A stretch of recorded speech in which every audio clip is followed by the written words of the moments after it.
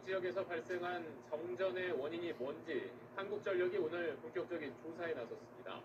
한전은 정전으로 피해를 본 곳은 현장을 확인한 뒤에 모두 보상하겠다고 밝혔습니다. 한승환 기자.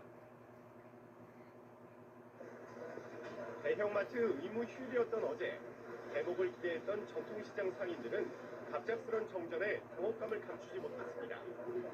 특히 생선과 육류 등 신선식품을 파는 상인들은 더욱 분주해졌습니다. 어제 계속 이렇게 아마 이 수족관을 생물을 취급하는 집들은 거의 같은 상황일 거예요. 시간이 조금만 더 오래됐다면 진짜 다 죽어서 한 5분, 10분만 되더라도 문제가 많이 발생을 합니다. 고기가 생명력이 있기 때문에 이런 거는 재포장을 할 수가 없거든요. 오늘까지 한국전력에 접수된 피해 신고 건수는 400여 건. 다행히 20여 분 만에 전력 공급이 재개돼 큰 피해는 없는 것으로 파악됐습니다. 한전은 정전으로 인한 피해가 확인될 경우 약관에 따라 모두 보상한다는 계획입니다. 정전 사고는 서울 서남권과 경기 일부 지역의 전력 공급을 담당하는 영서변전소 내 차단기가 고장나면서 발생했습니다. 하지만 정확한 고장 원인은 아직까지 확인되지 않았습니다. 직원한테도 다양한 것 같은데 그 정도면 아주 노후화됐다고 얘기하는 게 힘들죠. 사실력하니까 못 쓰거든요. 지난 2011년 12월에도 울산공단에서 변전소 이상으로 대규모 정전이 일어났는데 당시에는 노후 부품을 재사용한 것이 원인이었습니다. 한여름 전력 수요 성수기를 앞두고 대규모 정전 사고가 발생하면서 한전은 주요 변전 설비에 대한 긴급 점검에 나섰습니다. SBS 한승환입니다.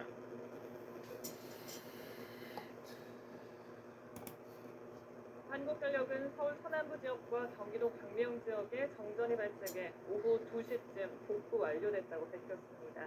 한전은 사고 지역 관할 사업소인 남서울 지역 본부에 즉시 비상 상황을 발령하고 긴급 복구 상황실을 설치했으며 현재 원인 조사와 사후 관리에 만전을 기하고 있다고 설명했습니다. 한전 관계자는 정전 원인에 대해 영서 전력소에서 발생한 기기 고장으로 추정되며 당분간 비상 상황실을 유지할 예정이라고 말했습니다. 조한익 한국전력 사장은 정전의 모든 책임은 한전에 있다며 정전으로 인한 피해에 대해 신속하게 보상하고 정밀 조사를 통해 재발 방지에 최선을 다하겠다고 밝혔습니다.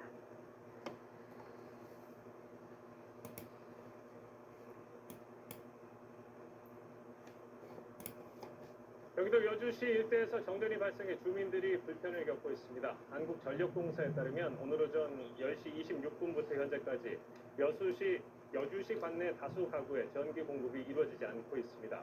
한전 관계자는 정확한 피해 규모와 정전 발생 원인을 파악하고 있다고 밝혔습니다.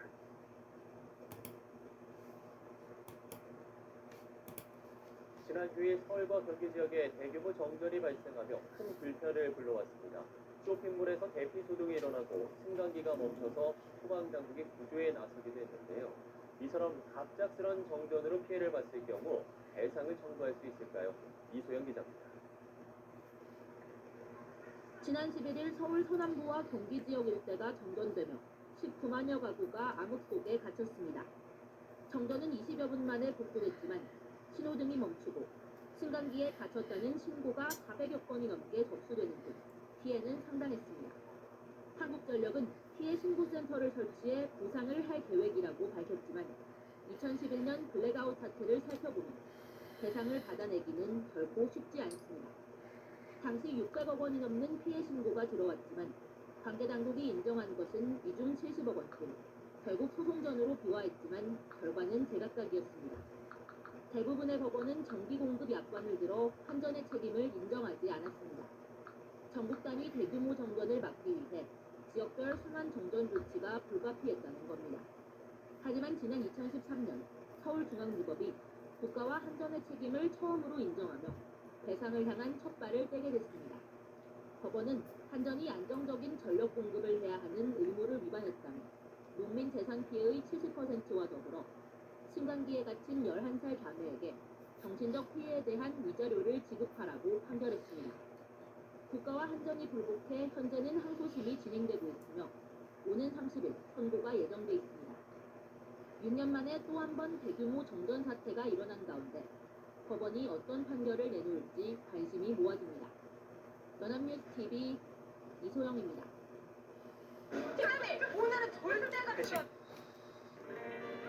어른들의 피로에 어른들의 비타민 렌퍼벨 S. 한 말투가 너무 가정에서. 안녕하십니까. 전주 MC 뉴스데스크입니다. 어제 전주 시내 정전으로 시민들이 큰 불편과 피해를 입었는데요. 사고도 문제지만 이후 한전의 대처는 더 문제였습니다. 한전은 상황 판단을 잘못해 정전 피해를 키웠고 피해 규모를 축소했다는 의혹까지 받고 있습니다. 허효호 기자입니다. 어제 오전 8시 반쯤 전주시 효자동 일대에 정전이 발생했습니다. 신호등이 꺼지면서 출근길은 혼잡이 빚어졌고 상가에서는 냉장고와 냉방시설 가동이 중단됐습니다. 2시간가량 지속된 정전에 상인들은 피해를 호소했습니다. 너무 덥잖아요. 근데 손님들도 있을 수도 없으니까 그냥 들어서자마자 나가시기도 하고.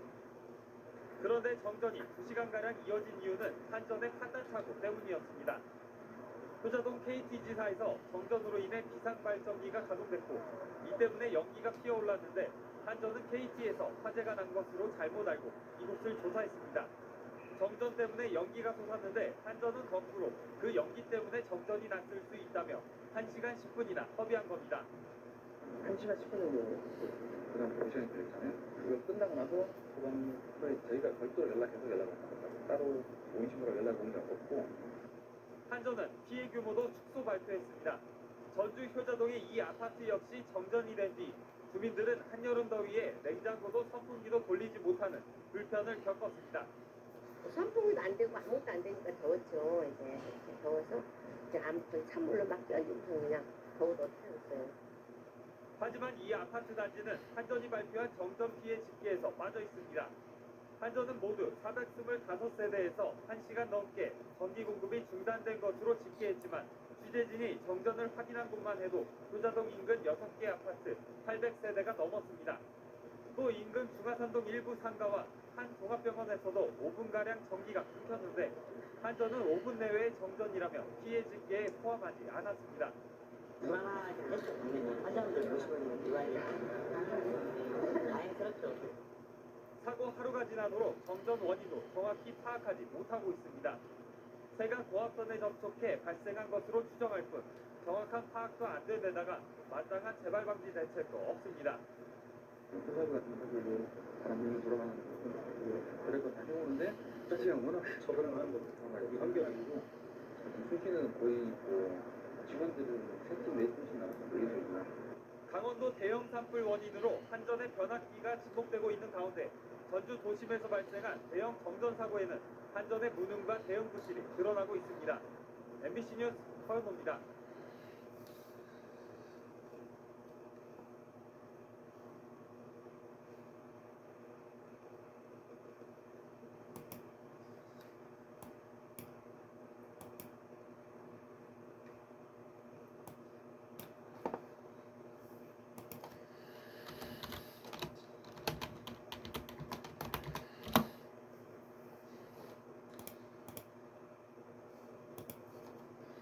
요즘 자주 발생하는 폭염 피해 중에 하나는 정전 사고입니다.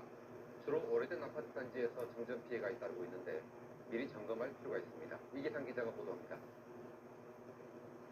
광주시 한 아파트 단지에서 밤 9시를 넘은 시각 30분 넘게 정전 사태가 계속됐습니다. 섭씨 30도를 웃도는 여름밤 300여 가구 주민들이 찜통 더위에 시달렸습니다. 한전이 긴급 출동해 아파트 단지 내 전기 공급을 복구했습니다.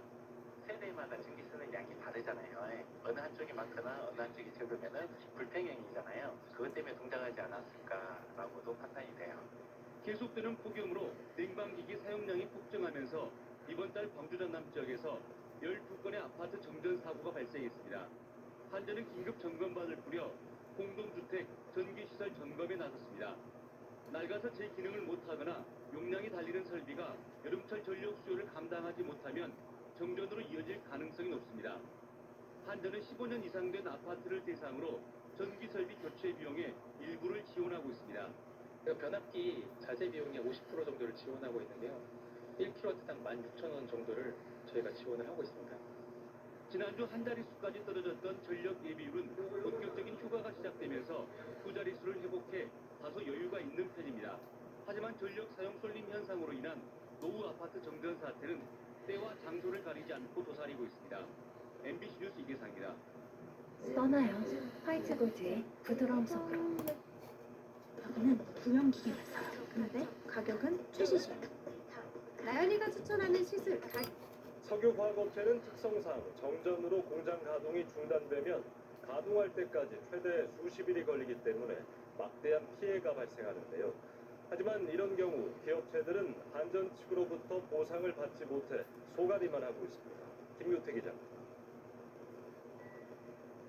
공장 굴뚝에서 물길과 함께 시커먼 연기가 뿜어져 나옵니다. 한전 울산 무항변전소에서 변압기 건설 공사를 하던 중 0.37초가량 전압이 떨어져 생산 공정에 있던 재료들이 불완전 연소된 겁니다. 눈 깜짝할 사이에 벌어진 사고로 석유화학공단의 10여 개 공장이 가동을 멈춰 제품 생산에 차질을 빚었습니다.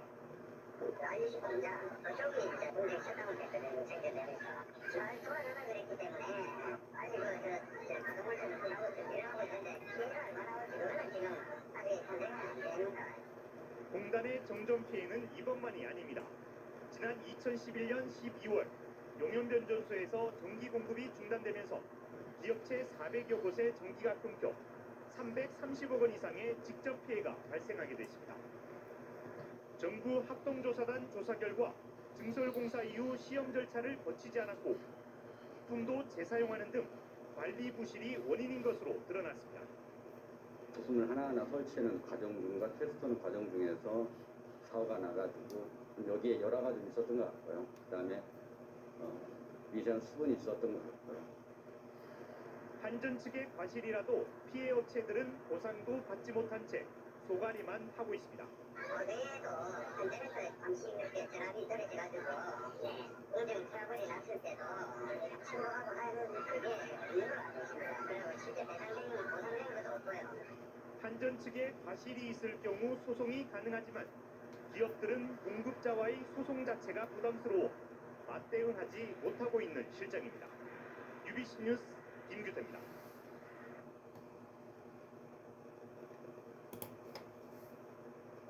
지난해 말 울산에 있는 15만 5천여 세대에 2시간 가까이 전기 공급이 끊긴 일이 있었습니다. 6년 만에 가장 피해가 컸던 정전 사고였는데 조사 결과 변전소 작업자들의 실수 때문이었던 걸로 드러났습니다. 한국전력은 피해가 확인된 곳엔 보상금을 지급하겠다고 밝혔습니다. 김지성 기자입니다. 지난해 12월 6일 울산 시내의 모습입니다. 갑자기 신호등이 꺼져 큰 교통 혼잡이 빚어졌고 아파트와 빌딩의 엘리베이터도 멈춰섰습니다. 마트와 식당들은 영업을 할 수 없었습니다. 손님도 나갈 카드도 안 되고 아무것도 안 되니 돈도 못 받고 그냥 손님한테 보내고. 정전 사태는 오후 3시 37분부터 2시간 가까이 이어졌는데 피해를 입은 가구는 15만 5천여 세대로 2017년 수도권 20만여 세대 정전 사고 이후 6년 만에 최악의 사고로 기록됐습니다.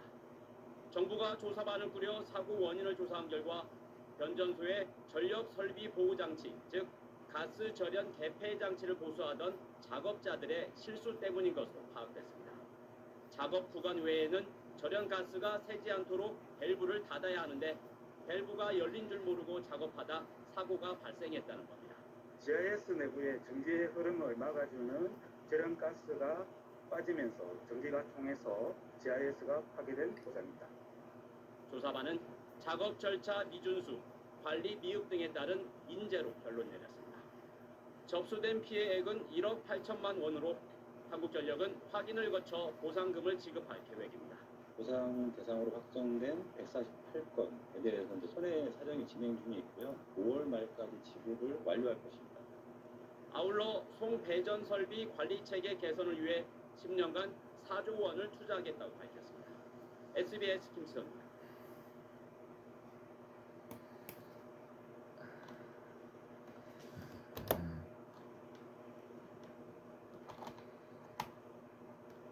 지금 QWER이 준비한 성장통 스토어에 불러오세요. 사기관리법이요? 원래 가진 걸 보존하는 거예요.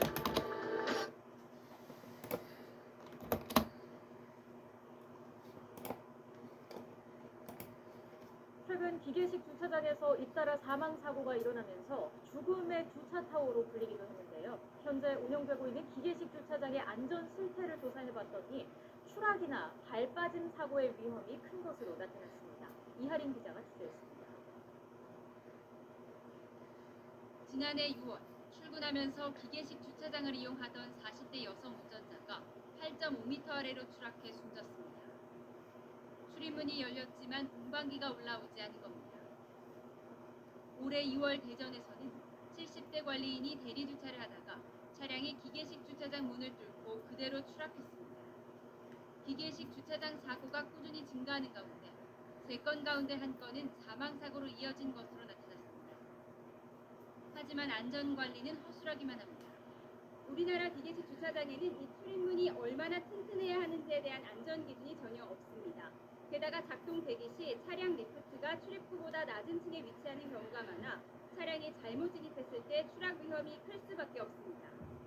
소비자원이 서울과 부산 등에 있는 기계식 주차장 60개를 조사해봤더니 87%가 차량 출입구 외에 이용자가 다닐 수 있는 별도의 출입구가 설치되지 않았습니다. 보행 경로와 차량 운반기 사이의 틈이 넓어 발이 빠지는 사고의 위험도 컸습니다. 같은 출입문을 사람과 차량이 같이 이용할 경우에는 주차장 바닥과 또 운반기 바닥에 발생한 틈으로 인해서 사람 발 빠진 사고가 발생할 확률이 높습니다. 또 전문 관리인이 아닌 소비자에게 작동을 맡겨 사고로 이어지는 사례도 있는데 긴급 상황 발생 시 대처 방법을 알려주는 안내 문구조차 없는 경우가 많았습니다. 뒤에 이제 주차하려고 들어오신 분이 제가 차 안에 사람이 있는 줄을 모르고 타워를 동작시킨 거예요. 소비자원은 기계식 주차장 추락 사고를 예방할 수 있는 안전 기준을 강화하고 안전시설 전반에 대한 관리 감독을 철저히 할 것을 관계부처에 요청할 방침입니다. YTN 이하입니다.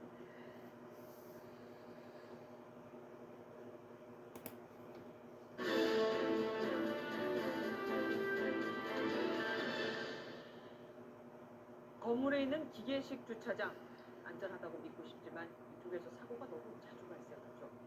주차 관리자를 두는 것보다 안 두고 벌금을 내는 게 훨씬 더 싸거든요. MBN 안전기획 여러분 동네는 안녕하십니까? 오늘은 연평균 5명이나 숨지는 기계식 주차장의 안전관리 실태를 점검하겠습니다. 전남입니다. 소방관들이 들것으로 사람을 들어올립니다. 서울의 한 기계식 주차장에서 한 남성이 6m 아래로 추락해 숨진 겁니다. 이처럼 기계식 주차장 사고는 2014년 이후 올해 상반기까지 5년여간 67건이 발생했는데 연평균 5명이 사망했습니다. 현장 안전 실태는 어떨까? 실내가 어두워서 내부에 리프트가 있는지조차 분간이 힘든 곳이 있는가 하면 발이 빠질 정도로 철판 사이가 넓은 곳도 있습니다. 서울의 한 기계식 주차장입니다. 비상시 연락을 취하는 연락망의 경우 관리인의 이름이나 연락처가 없습니다. 또 2년 주기로 받아야 하는 정기 검사의 경우 유효기간이 5달 가까이 지난 것을 확인할 수 있습니다. 지난 2016년 기계식 주차장에서 차량이 8m 아래로 추락해 운전자가 사망했던 건물은 아직도 주차장 관리인을 두고 있지 않았습니다. 네, 평가 첫 영업돼요. 건물 여기 주차 층당 한 대씩만. 주차 가능 대수가 20대 미만이면 주차 관리자를 두지 않아도 문제가 되지 않는 법의 사각지대이기 때문입니다. 20대가 넘어가는 주차장에 대해서는 기계식 주차장 관리인을 의무적으로 선임하게 돼 있어요. 관리인이 그거를 안내를 해줘야 되는데 우리가 되지 않은 상황에서 보통 추락사고든가 일이 발생이 됩니다. 때문에 운전자 입장에선 가급적 주차 관리인이 있는 곳을 이용하고 20년 이상 노후화된 곳의 이용을 자제하는 게 필요합니다. MBN 뉴스 전남주입니다.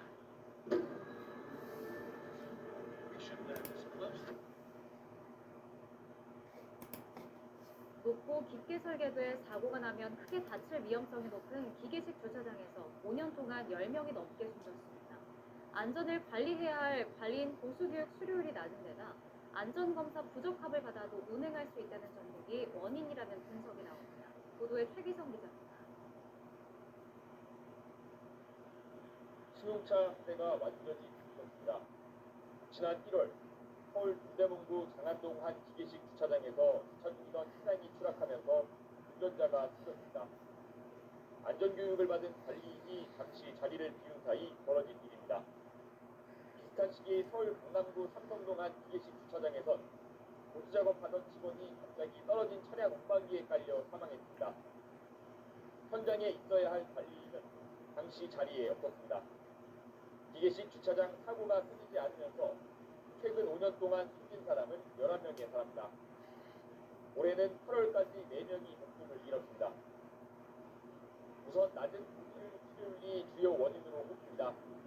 보수교육에는 기계식 주차장 유지 관리와 사고 조치, 고장 대응 방법 등 안전 관련 내용이 포함되어 있습니다. 신규 교육을 수료하고 3년 되는 해에 관리인 보수교육을 받도록 하고 있지만 수료율은 절반도 되지 않습니다. 기계식 주차장 측 관리인이 대부분 고龄자인 점, 이직 또는 퇴직률이 높은 직무인 점 등의 사유로 보수교육 수료율이 낮습니다. 관리가 제대로 되지 않고 있는 낡은 주차장도 또 다른 원인입니다. 전국 3만 7천여 곳 기계식 주차장 가운데 14,000여 곳은 준공 20년이 지났습니다. 2018년부터 지난 8월까지 발생한 중대사고 42건 가운데 18건은 만들어진 지 10년을 초과한 무기계식 주차장에서 벌어졌습니다. 허술한 관리 부정도 문제를 키우고 있다는 지적도 있습니다. 정밀안전검사에서 부적합 판정을 받으면 사용 금지 표지를 부착해야 하는 게 원칙이지만 붙였는지 운행을 중단했는지 확인해야 할 규정자체가 없습니다. 최근 5년 동안 정밀안전검사 2만 7천여 건 가운데 부적합은 만여 건으로 37.3%에 달합니다. 현재 4년으로 되어 있는 오후 기계식 주차장의 정밀 안전검사 유효기간을 줄이고 또 검사를 받지 않는 경우에 행정처분을 강화하는 것과 같은 제도를 전반적으로 개선할 필요가 있습니다. 사용금지를 이행하지 않으면 지자체장이 강제로 운행을 멈출 수 있는 내용이 담긴 개정안이 발의됐지만 현재 국회 상임위에서 계류 중입니다.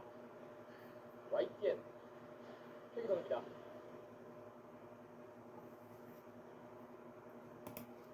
건물 기계식 주차장으로 들어간 승용차가 지하 4층으로 추락해 20대 여성이 숨졌습니다. 사고가 난 주차장은 수리 중이었는데 관리는커녕 진입 금지를 알리는 표지판조차 놓여 있지 않았습니다. 신문합니다. 승용차가 골목으로 들어간 뒤 한 건물 기계식 주차장으로 진입합니다. 잠시 후 이 승용차는 주차장 지하 4층으로 추락했습니다. 20대 여성 운전자는 심정지 상태로 발견돼 병원으로 옮겨졌지만 숨졌습니다. 기계식 주차장은 수리 중이었는데 이를 모르고 들어갔다 사고를 당했습니다. 정문을 잡고 문을 열었어. 차가 하고 쑥 들어가 보니 리프트가 있는지 없는지 확인도 안 하고. 사고가 난 주차장은 20대 이상 주차가 가능해 현행법상 관리인이 상주해야 합니다. 하지만 사고 당시 관리인은 현장에 없었던 것으로 드러났습니다. 특히 이 주차장은 수리를 알리는 표지나 진입을 막는 장애물조차 설치하지 않았던 것으로 알려졌습니다. 관리업체가 있는데 또 관리업체가 이런 부분부터 담당하는지 안 담당하는지 좀 조사해야 될 상황이라 가지고. 숨진 여성은 평소 이 주차장을 자주 이용했던 것으로 전해졌습니다. 경찰은 건물 관리업체 등을 상대로 자세한 사고 원인을 조사해 과실이 드러나면 처벌할 방침입니다. MBN 뉴스 심호영입니다.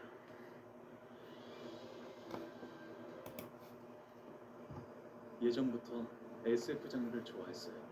무언가를 새롭게 발견하고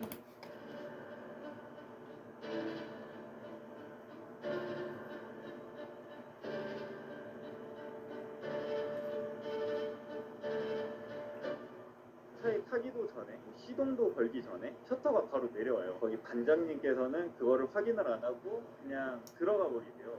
위에 층으로 올라가서 차량이 나오지부터 이제 거기 주차장에 갇히게 된 거죠.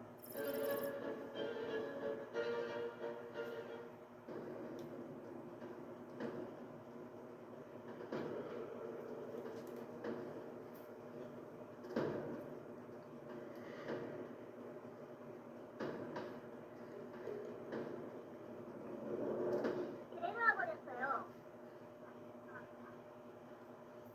요즘은 차량 계속 왔다 갔다 하고 우리랑 얘기하고 깜깜하고 너무 무서워요.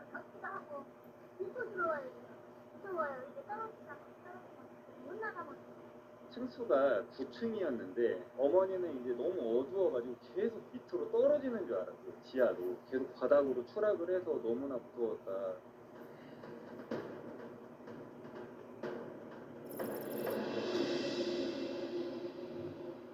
그리고 119 불러서 꺼내줘야 되는 거 아니에요? 119 불러주세요. 119 불러야 할 것 같아요. 너무 무섭고 지금. 네, 빨리 좀 해주세요. 먼지나가.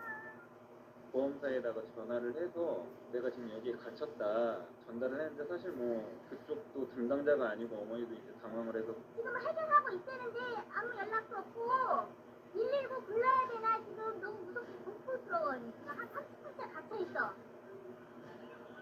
우리가 불러야 할까봐 여기서 기다리려는데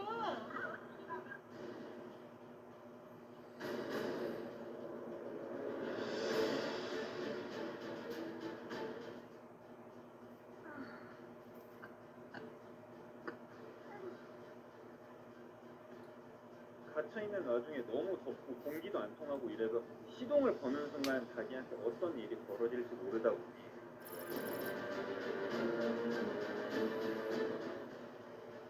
차가 출고하려고 하는데 갑자기 땡크를 부르더니 시동도 기수점이 내려와 버렸어요. 이게 깜깜한 데를. 한 30분째 갇혀있는데 여기서 지금 해결해주겠다고 기다리라고만 하는데 너무 무섭고 공포스럽고 힘들고 죽겠어요. 어떻게 좀 해주시겠어요? 119에 신고한다고 그랬더니 구해달라고 얘기한다고 그랬더니 여기서 계속 기다리라고 그러거든요. 여보세요? 네.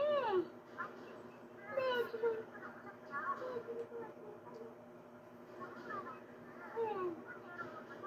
아, 네. 아, 어떡해. 119가 와도 크게 어떻게 조치를 못한대요. 기계식 주차장은 그 전문가가 있어야만 그거를 좀 열 수가 있기 때문에 그 시간이 많이 걸렸던 것 같아요.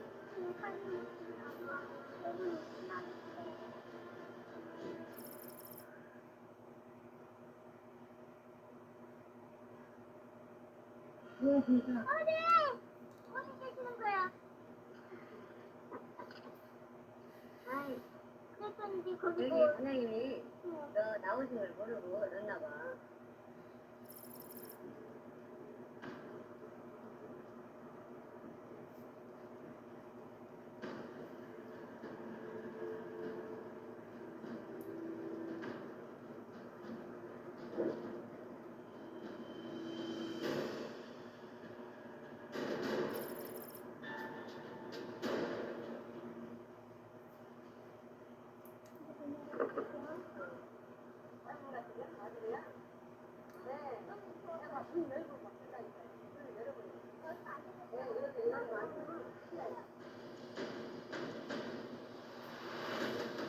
심한 공포와 이런 것 때문에 눈만 감으면은 주차장 그 모습이라고 해야 될까요? 그때 공포감과 트라우마 같은 게 좀 생기셨나 봐요. 그래서 잠도 제대로 잘 못 주무시고 이래서 정신과에서 처방받은 약을 드시면서 잠을 좀 그나마 잘 수 있는 상황이신 거고, 시스템상의 오류인 것도 있고요. 조금만 더 신경 썼으면은 이런 사고는 충분히 예방할 수 있지 않았을까라는 안타까운 아쉬움이 남는 부분입니다.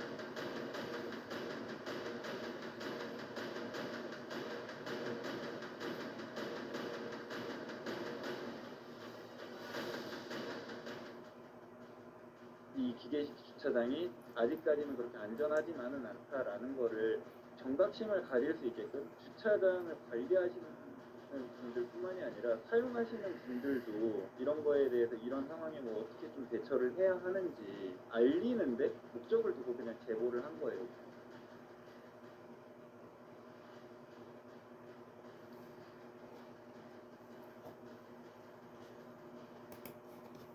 오메가 신기시 마스터 다이버식에 개당 단 49,900원입니다. 이 가격은 타이어 수리를 맡기러 갔던 70대 남성이 길가에 세워둔 타이어가 폭발해 숨졌습니다. 수리점에서 낡은 타이어에 바람을 넣다가 터진 걸로 경찰은 보고 있습니다. KNN 최혁규 기자의 단독 보도입니다. 인도의 널브러진 타이어 사이로 여성 2명이 걸어갑니다. 잠시 뒤 같은 길로 한 남성이 걸어 나오고 갑자기 옆에 있던 타이어가 폭발합니다. 큰 충격에 이 남성은 타이어 더미로 바로 쓰러집니다. 사고를 당한 70대 남성 A씨는 20여 분 뒤 구급차 안에서 대동맥 파열로 숨졌습니다. 50년 경력의 화물차 운전기사로 타이어 수리를 맡기러 왔다 변을 당했습니다. 업체 대표가 와서 하는 말이 수시로 타이어가 터졌대요. 그런데 그냥 아버지가 불의의 사고를 당했다고 이야기를 하시고 별 대처도 안 하고 그렇게 했다는 게 저희는 좀 너무 억울하기도 하고. 경찰은 노후된 화물차 타이어에 공기압을 넣다 사고가 난 것으로 보고 있습니다. 낡은 타이어에 찢어진 틈에서 압력차로 폭발한 건데 A씨는 타이어 파편이 아니라 강력한 공기압에 복부를 강타당했습니다. 화물용 타이어인 만큼 공기압도 승용차용보다 높았을 것으로 추정됩니다. 유족들은 행인이 많이 다니는 인도 옆에서 작업을 하다 사고가 났다며 분통을 터뜨리고 있습니다. 사고 뒤에도 여전히 타이어가 인도에 방치된 채 공기압을 넣는 작업이 계속되고 있습니다. 바람을 내는 것 때문에 다리에 바람이 있는 것 때문에 사람이 있으면 있기라 하거든. 있기라 하는데 돈으로 모아놓고 그 사람이 또 쳐다보고 있더라고. 사람 그 모르지만 안 사는 이상은 잘못을 계속 해야 되는 거지. 경찰은 평소에도 폭발이 잦았다는 관계자 진술을 토대로 안전조치 여부 등에 대해 수사하고 있습니다. KNN 최혁규입니다.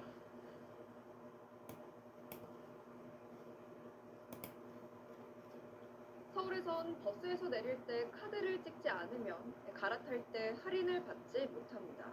승객 입장에선 억울하게 돈을 더 내는 건데 이런 금액이 최근 5년 동안 220억 원에 달하고 모두 서울시의 수익으로 돌아가는 걸로 확인됐습니다. 김민준 기자가 취재했습니다. 버스에서 내릴 때 습관처럼 카드를 찍는 사람이 적지 않습니다. 안 찍고 내리면 돈이 추가로 부과되니까 그게 좀 무서워서라도 찍고 내리는데 무료와 달리 한 번만 타는 경우라면 거리에 상관없이 기본 요금만 냅니다. 하지만 다른 버스로 갈아탈 땐 얘기가 다릅니다. 빨리 가야 한다는 생각에 그냥 지나칠 때가 많죠. 시간이 쫓길 때, 내가 바쁠 때, 약속이 있을 때, 그럴 때 깜빡깜빡하죠. 이렇게 하차시 단말기에 카드를 대지 않았다면 환승버스를 탈 때 할인 혜택을 받지 못합니다. 통합환승 할인제도에 따르면 30분 안에 버스를 환승하면 환승버스 기본요금을 내지 않아도 됩니다. 그런데 카드를 찍지 않으면 환승이 끊긴 걸로 간주돼 기본요금이 다시 부과되는 겁니다. 승객 입장에선 안 내도 되는 추가요금을 더 낸 셈입니다. 이렇게 부과된 돈은 5년간 총 216억 원, 모두 서울시의 수익으로 잡힙니다. 부과된 추가요금은 코로나19로 대중교통 이용이 감소하면서 줄었다가 작년부터 다시 늘고 있습니다. 서울시는 이 수입을 승객 개개인에게 돌려주거나 버스 이용객을 위해 사용하는 걸까? 현재로선 그런 제도는 없습니다. 서울시는 수도권 시민들의 눈먼 돈을 벌어가면서 요금까지 인상했습니다. 하차 태그를 편안하게 할 수 있는 대안을 마련하고 승객 개인에게 되돌려주는 건 현실적으로 불가능한 만큼 카드를 찍지 않고 하차한 승객들이 하차해서도 다시 찍을 수 있도록 버스 정류장에 전용 단말기를 설치하는 등의 대책이 거론되고 있습니다. SBS 김민준입니다.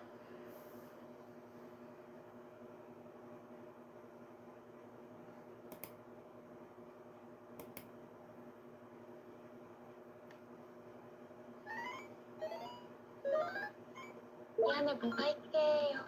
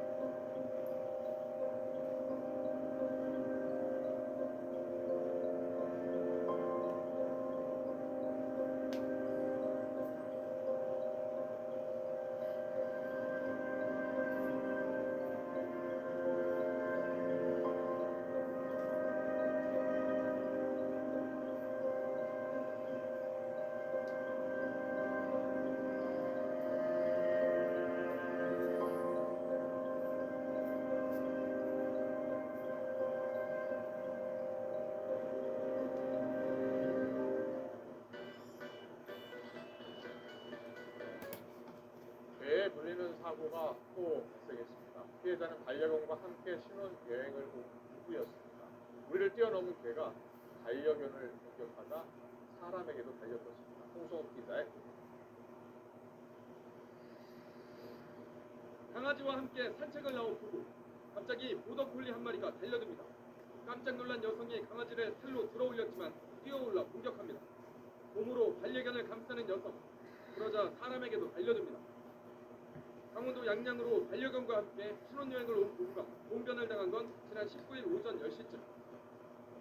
보더콜리가 잡고 있는 걸 점프해서 낚아챘거든요. 그래서 그 상황에 막그 와이프가 막 울면서 막 둘 다 울부짖으면서 아내는 팔과 다리에 상처를 입었고 생후 6개월 반려견 역시 곳곳에 이빨 자국이 생겼습니다. 간신히 정신을 차리니 공격한 개는 이미 사라진 뒤였습니다.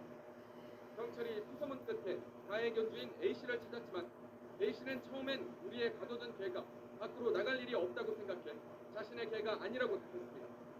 경찰은 A씨를 과실치산 혐의로 입건해 사건을 검찰로 넘겼습니다. 울타리 안에다 사장한테 그 지붕 공사가 이제 되는데 그걸 뛰어넘어가지고 그러니까 그리고 그 과실이라면 그게 과실이에요. 소방청에 신고된 것만 해마다 2,000명 이상이 개에 물리는 피해를 보고 있습니다. 최근 충남 태안에서는 7살 아이와 어머니가 맹견에게 공격당했고 지난해 12월 강원도 춘천에서도 사냥개 3마리가 80대 노인을 공격했습니다.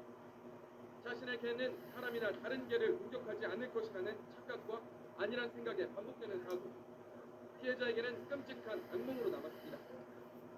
그냥 잡고 저기 새쌍알이 안 돼요. 그래서 출근도 못하고 병원만 왔다 갔다 하면서 그게 너무 힘들어요. YTN 홍석입니다.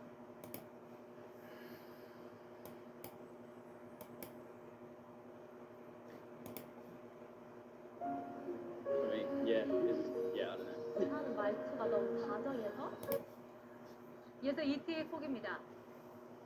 산책 나온 여성을 향해 사냥개 3마리가 달려듭니다. 공격은 2분 넘게 이어졌고 여성은 뼈가 드러날 정도의 큰 부상을 입었습니다. 지난해 5월에는 50대 여성이 개에 물려 숨졌습니다. 몸 길이 150cm, 무게 30kg의 대형견이었습니다. 이 개가 사람을 물면 뉴스가 되지 않지만 사람이 개를 물면 뉴스가 된다. 19세기 미국 언론인 찰스 데너의 말입니다. 그때는 맞고 지금은 틀린 얘기입니다. 하루가 멀다 하고 개가 물었다는 온갖 뉴스가 줄을 잇습니다.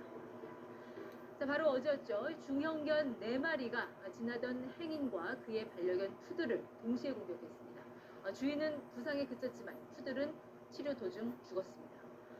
소방청 통계에 따르면 최근 5년 동안 개 물림 사고는 11,152건, 하루 평균 6-7건로 발생한 셈입니다.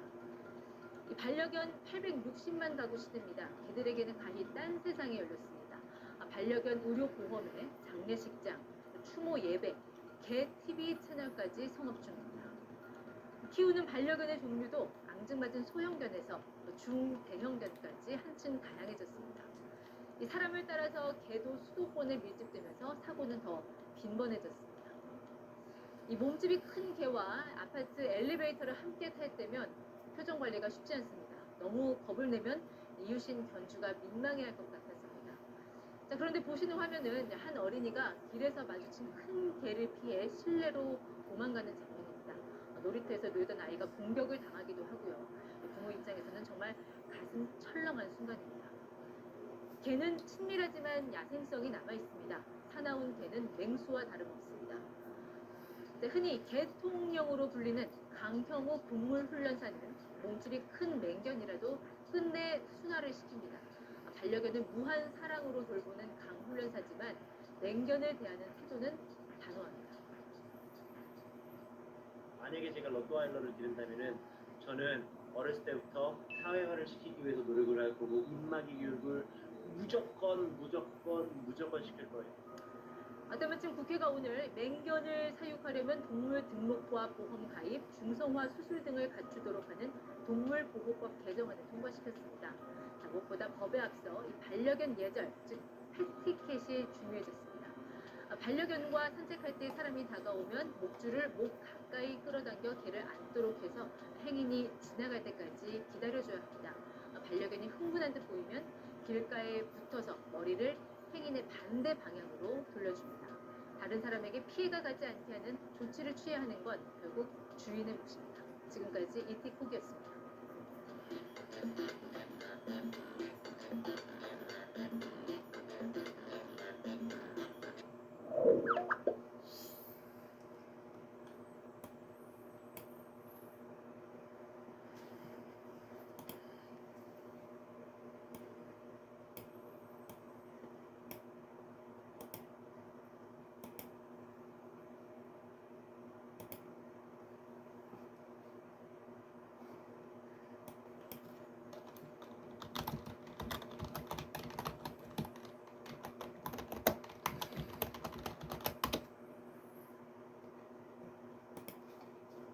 이제는 또 하나의 가족인 반려동물. 그런데 야외에서 일어나는 배변 처리 문제로 주변 이웃들의 불만이 쌓이고 있다는데요.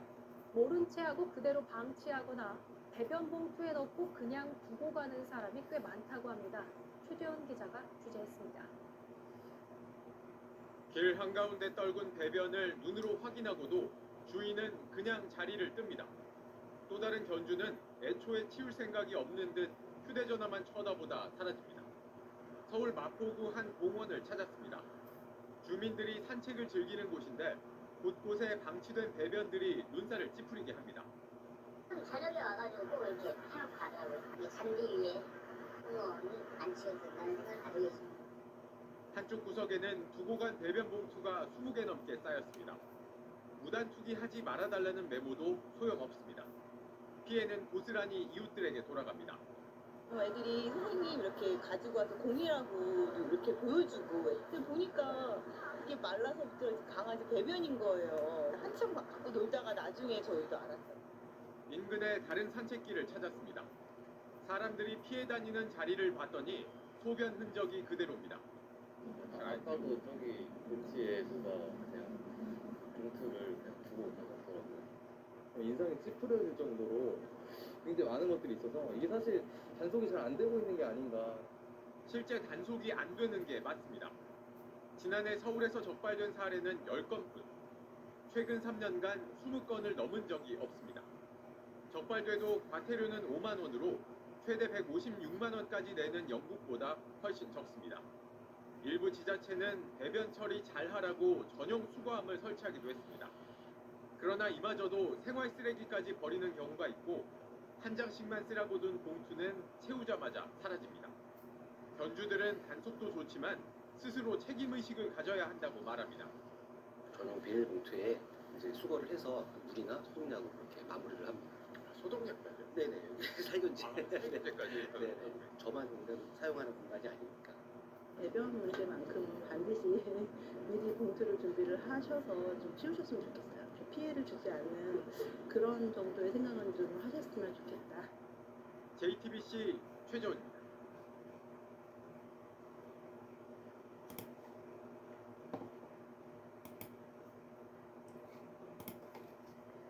프랑스 사람들은 개를 좋아하는 것으로 유명한데요. 그러다 보니 길거리에 개 배설물이 골칫거리입니다. 한 도시에서는 감시 카메라까지 동원해 벌금을 물리고 있습니다. 프랑스에서 김성모 특파원입니다. 프랑스 파리에서 90여 킬로미터 떨어진 한 작은 도시. 길 옆 화단 주변에서 머뭇거리던 개가 용변을 봅니다. 주인은 아무 일 없었다는 듯 애완견을 데리고 다시 돌아갑니다. 이처럼 주인들이 개 배설물을 치우지 않다 보니 보도 곳곳에 흔적이 남겨져 있습니다. En marchant, je regarde un peu par terre pour pas mettre des pieds dedans. Mais c'est vrai, c'est désagréable ça. 시에서는 개 배설물을 담을 수 있는 비닐봉지 보관함을 곳곳에 설치했지만 큰 효과를 보지 못했습니다. 결국 프랑스에서 처음으로 이달부터 감시 카메라 80대를 이용해 개 배설물을 단속하고 있습니다. 한 차례 경고 뒤에도 다시 배설물을 방치할 경우 35유로, 5만 원 정도의 벌금을 물리고 있습니다. coûte à peu près 200 000 € rien que pour le nettoyage des crottes de chiens sur les trottoirs. Une diminution sensible des présences de crottes de chiens. 감시 카메라 외에도 배설물의 유전자로 개를 추적하는 등 유럽 각국에선 성숙한 시민 의식을 못 갖춘 데 대해 갈수록 따끔한 방법을 동원하고 있습니다. 파리에서 KBS 뉴스 김성모입니다. 토닝 하나에 집중하다. 삼색은저 올케어 더마펌 토닝 크림.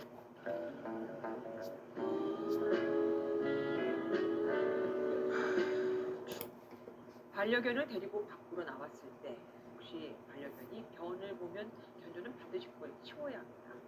안 그러면 50만 원 이하의 과태료를 물게 되는데 만약 그냥 가버리면 어떨까요? 잡기가 참 쉽지 않습니다. 현장에서 적발했다 해도 지금 치우려고 했는데요 라고 하면 어쩔 수 없고 또 현장 단속도 쉽지 않습니다. 지자체의 단속권이 있지만 몇 안 되는 인원으로는 일일이 쫓아다닐 수 없기 때문입니다. 신영빈 기자가 구청 직원들과 취재했습니다.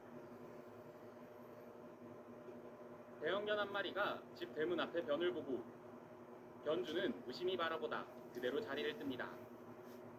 풀숲이라든가 이런 데를 들어가면은 그냥 싸고 가버린 그런 견들도 너무나 많고요. 공공장소에서 반려동물의 배설물을 치우지 않고 내버려두면 견주가 50만 원 이하의 과태료를 내야 하지만 실제로 최근 3년간 과태료를 부과한 건 29번에 그쳤습니다.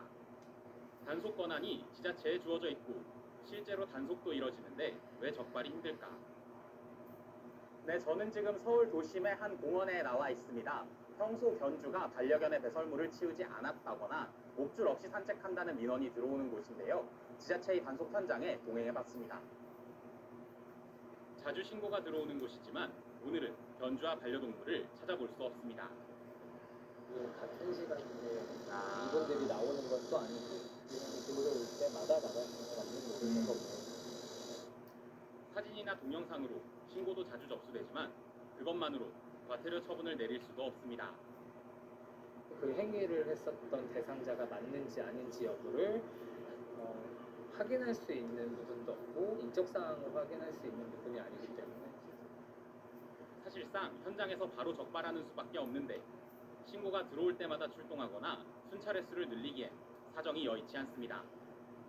저희 부 같은 경우에는 3명 정도 각자 다른 업무들도 있고 들어가서 행정적으로 처리해야 되는 부분들도 많이 있는데 통상 20-30분가량 순찰을 돌지만 이날은 1시간 정도 있었는데도 허탕을 쳤고 단속 공무원들은 다른 업무를 처리하러 현장을 떠났습니다.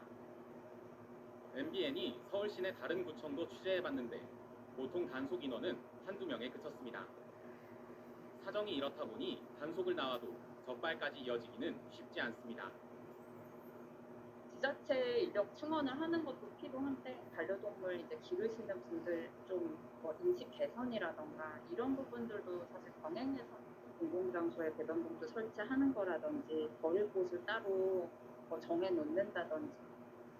반려동물 천만 시대 지자체의 권한뿐 아니라 인력 지원도 절실하지만 단속에 앞서 견주들의 성숙한 반려 문화가 우선이라는 지적입니다. MBN 뉴스 신영빈입니다. 최근 몸집이 큰 개들이 사람을 물거나 또 공격하는 일이 자주 일어나고 있습니다. 우리 개는 사람을 물지 않을 거라는 주인들의 착각 때문에 일어나는 경우가 많은데 모든 개들에게는 사냥 본능이 있다고 합니다. 노동규 기자가 취재했습니다. 지난달 말 한 소년이 뒤쫓는 개를 피해 뛰어갑니다. 개에게 물린 소년은 인근 가게로 간신히 피했는데 두 팔이 이미 피범벅이 된 상태였습니다.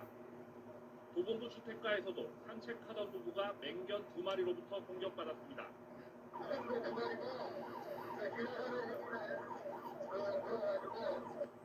지난주 경기 의정부시에서는 사냥개 2마리가 밭일하던 70대 할머니를 공격했고 비슷한 시기 대구에서는 한 할머니가 풍산개에 물려 숨졌습니다. 대형견들이 무는 힘은 어느 정도나 될까? 몸무게 24kg의 셰퍼드를 측정해봤습니다. 이 셰퍼드가 무는 힘은 78kg 힘, 80kg에 가까운 역기를 이빨로 들어올릴 수 있다는 얘기입니다. 한 번 물면 좀처럼 놓지를 않고 뛰는 힘까지 상당합니다. 순간적으로 쓰는 힘이 97kg 힘에 달합니다. 몸무게 72kg인 기자도 몸이 들썩일 정도로 끌고 갑니다. 그런데도 공공장소에서 목줄 없이 활보하는 개들이 적지 않습니다. 개 주인들은 자기 개는 사람을 안 물 거라고, 그래서 목줄이 필요 없다고 말합니다. 굉장히 제약이 되게 세련한 데다 보니까 내 잡히는 목줄 안 해주면 내 컨트롤 다 되는 거니까. 지난해 한강공원에서 개를 목줄 없이 다니게 뒀다가 적발된 사례만도 3만 8천여 건에 달합니다.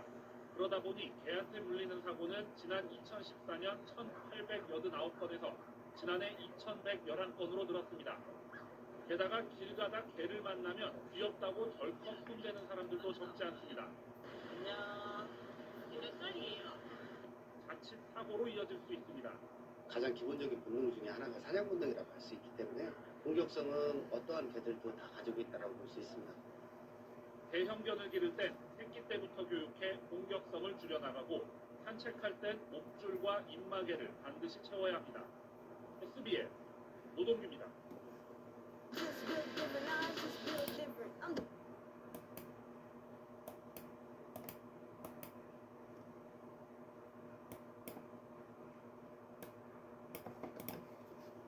반려견에게 물리면 견주에게 책임을 물리는 게 보통인데 제주에서 일어난 한 개물림 사고에 대해 대법원이 무죄를 선고했습니다. 견주의 개인 땅에서 사고가 났고 견주가 기본 조치를 했다는 것이 판단의 근거가 됐습니다. 문준영 기자입니다. 제주 시내 한 식당 바로 옆 차고지에 있던 7살 난 중형개. 2년 전 식당을 찾았던 50대 남성의 허벅지를 물었습니다. 피해자는 개주인에게 책임을 물었습니다. 개주인은 피해자가 식당 화장실을 찾는다면서 자신의 땅에 들어왔고 개도 목줄로 묶여 있었다며 잘못이 없다고 맞섰습니다. 이에 대해 경찰과 검찰은 개주인이 주의 의무를 게을리했다는 등의 잘못이 있다며 벌금 50만 원의 약식 기소했습니다. 하지만 법원의 판단은 달랐습니다. 목줄이 사유지를 벗어날 정도로 길지 않았고 식당 내부에 있는 화장실을 잘못 찾아 사유지를 무단으로 들어오는 경우까지 대비할 의무는 없다며 개주인에게 무죄를 선고한 겁니다. 대법원 무죄 확정까지 2년 넘게 걸렸습니다. 50만 원에 대하여 물려고 했지만 너무 억울해서 제가 정식방청을 했고 대법원까지 무죄 판결을 받았습니다. 사건 발생 장소 자체가 이제 공실 통행이 가능한 곳은 아니었다라고 이렇게 판단을 했고 또 견주 같은 경우도 목줄의 길이를 너무 길게 해놓지 않았기 때문에 주의 의무를 다한 것으로 이렇게 판단이 되어가지고 최근 3년 동안 개에 물려 이송된 환자 수는 한 해 평균 2,200여 명. 울타리나 담으로 명확히 분리되지 않은 사유지에서 개를 키울 때 목줄과 주의 표지판 등을 이용해야 사고나 분쟁을 줄일 수 있습니다. KBS 뉴스 문준영입니다.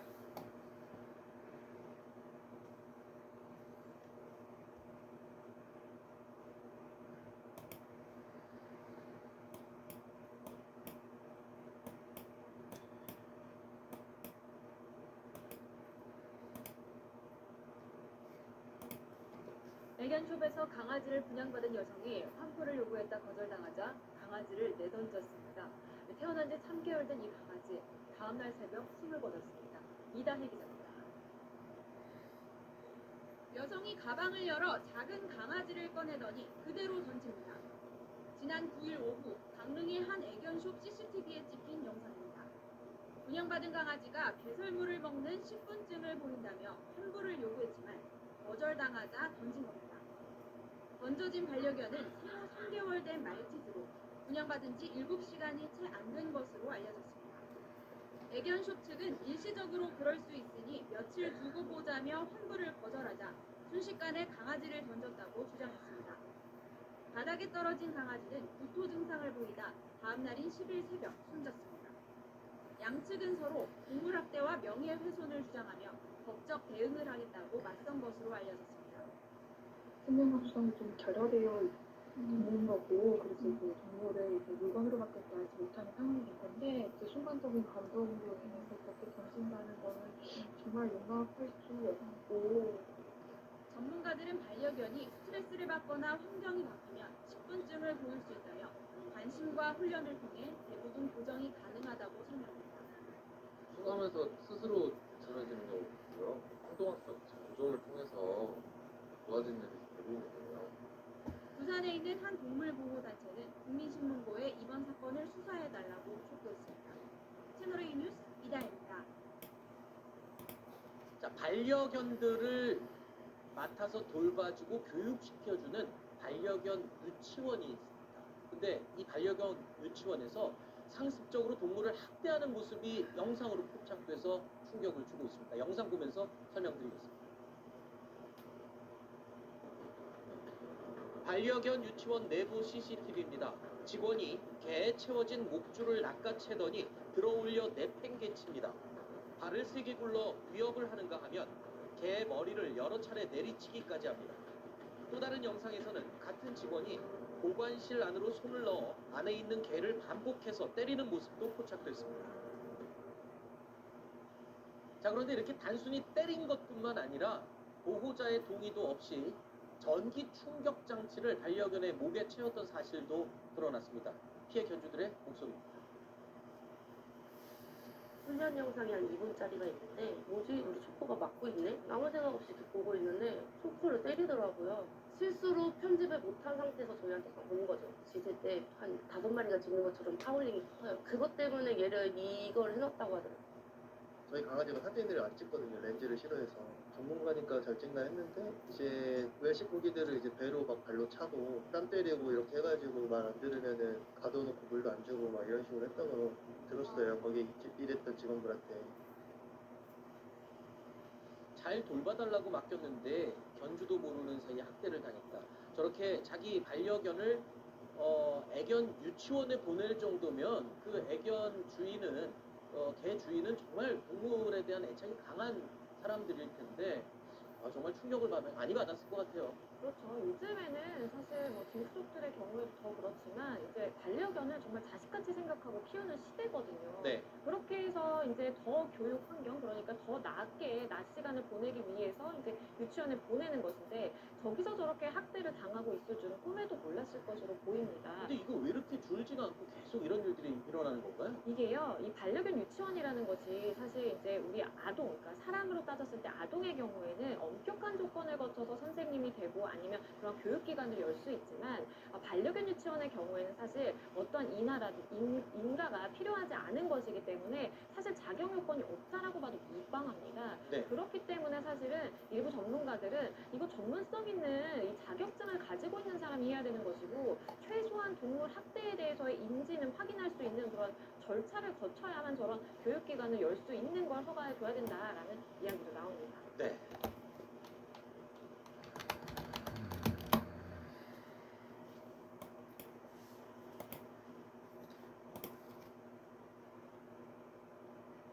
최근 우리 사회 여러 분야에서 안전소홀로 소중한 생명을 잃는 사례가 잇따르고 있습니다. 안전수칙을 지키는 일은 때론 불편하고 번거롭지만 지키지 않으면 치러야 할 희생과 대가가 너무도 큽니다. 연합뉴스TV는 일상화된 안전 불감증과 부주의가 초래하는 각종 안전사고의 실태와 원인을 진단하고 대안을 제시하는 연속기획 안전이 생명이다 시리즈를 마련했습니다. 이번엔 한일관 대표의 사망 사건을 계기로 개물림 사고의 문제점과 대책을 짚어봤습니다. 차병섭 기자입니다.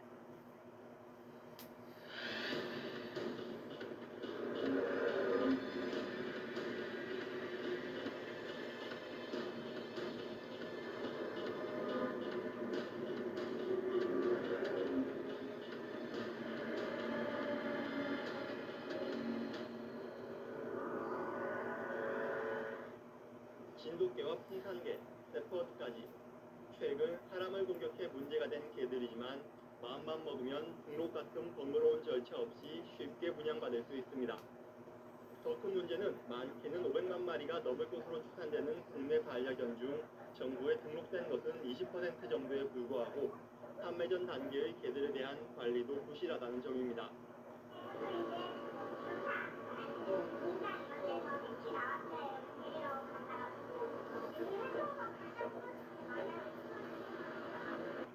전문가들은 좁은 철창 안에서 대량으로 강아지를 키워 분양하는 일명 강아지 공장 같은 사육 환경이나 부모의 성격이 개의 숙렵성에 영향을 미친다고 지적합니다.